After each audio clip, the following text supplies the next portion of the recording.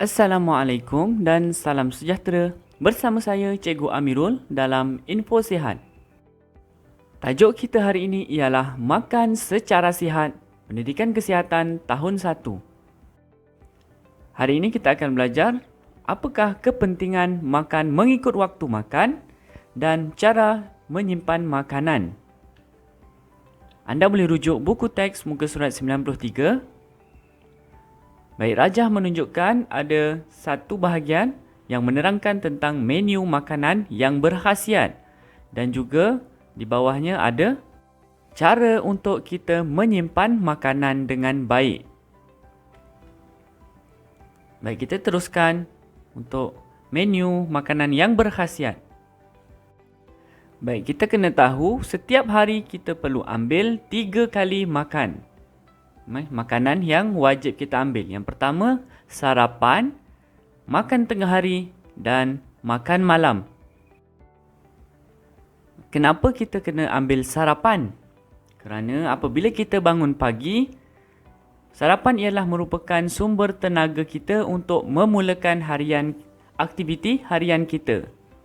Kita bangun tidur, kita dah makan malam, dah lama dah kita tidur tu dalam tempoh 8 jam. Jadi perut kita sudah mula lapar. Makanan yang kita dah makan waktu makan malam dah dicernakan. Jadi perut kita akan mula kosong. Jadi kita kena ambil sarapan.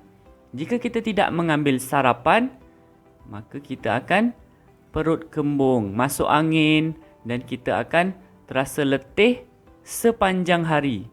Kerana jika kita tidak mengambil sarapan, dia akan mempengaruhi aktiviti harian kita. Kalau pagi-pagi kita dah letih, kita dah rasa penat, maka penat itu akan berterusan sehinggalah waktu petang dan mungkin berterusan sehingga waktu malam. Jadi, ambillah sarapan. Ini adalah menu sarapan yang lain yang kita boleh ambil. Nasi lemak yang menggunakan susu segar. Kemudian roti canai. Kita kena kurangkanlah minyak supaya ia lebih berkhasiat. Untuk mi goreng, kita perlu tambahkan sayuran. Untuk bihun, kita kena kurangkan garam dan kicap supaya dia lebih berkhasiat. Kemudian teh tarik, kurangkan manis, kurangkan susu dalam minuman kita. Kemudian bijirin, pilih yang rendah karbohidrat. Kemudian kita boleh makan lempeng. Gunakan tepung bijirin penuh. Roti bakar pun sama. Gunakan roti bijirin penuh. Kemudian sandwich. Sandwich kita tambahkan tomato dan salad. Supaya dia lebih sihat untuk dimakan. Baik, ini adalah contoh sarapan yang kita boleh ambil. Bukan ambil semua. Mungkin hari ini kita makan nasi lemak. Esok kita makan roti canai. Begitulah hari-hari yang seterusnya. Baik, kita teruskan untuk menu makan tengah hari. Makan tengah hari kita perlu ambil untuk menambah tenaga kita setelah kita bekerja pada waktu pagi. Kemudian, ia juga sebagai bekalan tenaga untuk waktu petang. Jadi kita ambil pada jam 12 tengah hari. Pada pukul 12 tu kita dah boleh makan tengah hari sehinggalah pukul 1 petang. Baik, ini adalah menu makanan tengah hari. Baik, kita tengok ada beberapa hidangan yang berbeza.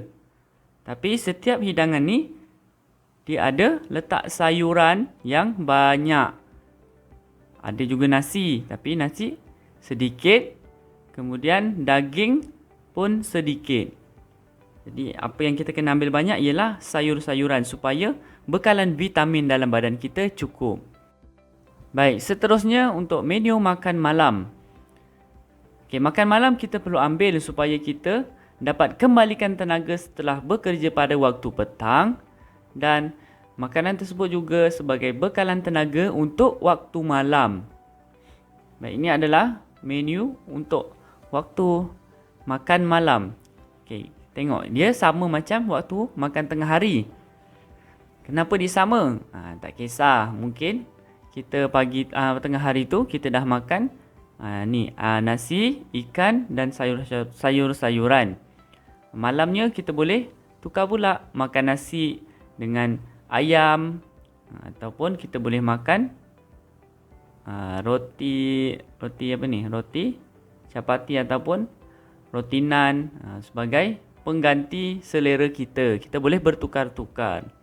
Tapi yang penting kita ambil menu makanan yang berkhasiat, ada sayuran, ada buah-buahan, dan juga makanan yang kita makan tu mestilah kurang berminyak, kurang berlemak, apa lagi? Kurang gula, kurang garam, barulah kita akan lebih sihat. Baik, jika makanan anda ada yang berlebihan, di manakah anda simpan ataupun anda buang sahaja? Okey, lebih elok kita simpan. Tapi di mana? Okey, di sini terdapat beberapa cadangan yang diberikan. Yang pertama, kita letakkan di dalam peti sejuk ataupun kita tutupkan dengan tudung saji ataupun apa-apa penutup yang kita boleh letak. Ataupun kita letak di dalam almari makanan. Jadi kenapa kita perlu letak di tempat-tempat ini? Kenapa kita perlu gunakan cara ini? Yang pertama, kita nak mengelakkan kuman. Kalau dia terdedah, ada lalat yang hinggap, ada binatang-binatang lain yang datang, dia akan membawa kuman ke makanan tersebut. Jadi makanan tersebut akan mudah rosak. Jadi kita perlu simpan di dalam peti ais, peti sejuk. Kita perlu tutupkan dan kita perlu simpan di dalam almari makanan jika ada, supaya makanan tersebut tahan lebih lama dan baik untuk dimakan. Ini adalah cara untuk kita menyimpan makanan dengan cara yang betul. Baiklah, itu sahaja perkongsian saya pada kali ini. Selamat belajar dan selamat membuat latihan. InsyaAllah kita jumpa lagi pada video yang akan datang. Assalamualaikum warahmatullahi wabarakatuh dan salam sejahtera.